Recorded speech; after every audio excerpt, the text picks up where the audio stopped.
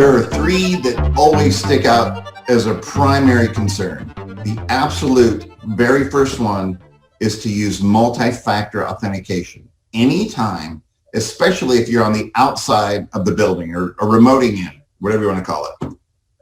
If you can access your environment, you need to have multi-factor authentication.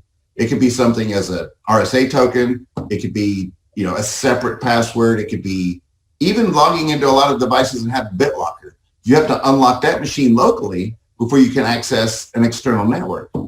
And that's how it should be. But multi-factor authentication, to me, is one of the highest priorities you can have. But it goes with at least two others. The second one would be encryption. Every single thing that you would hold as to be the crown jewels of your environment, encrypt that file. Make it very, very restricted. Most of the people in the IT environment understand work groups or user groups. If you're in accounting or in HR, if you're in HR, you can see everybody's salary, everybody's health records, social security numbers, family members, addresses, everything that's really, really sacred to personal information.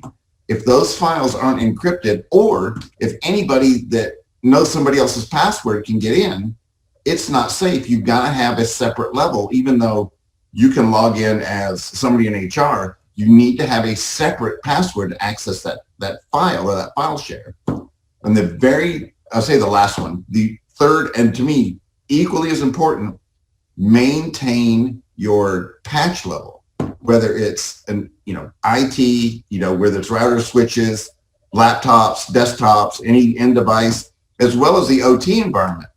There are so many updates that come out for OT specific environments that just aren't applied because, again, most people think it's on a separate network, it's on a private network, it can't be accessed. Most of the folks that make those decisions in a facility, or if you have a security type of a leader, they don't understand IT, and as well as they maybe should to make that educated, statement. But also, a hacker is probably better at infiltrating your environment that you are protecting it.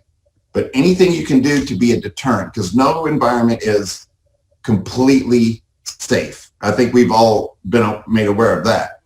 But anything you can do to ensure that it's really difficult for a hacker, they'll simply move on unless they just get obsessed with your environment. They'll move on. And sadly, that's better than hanging out in your world. So if you can just get them to go to the next target, it's still better than it happening to you.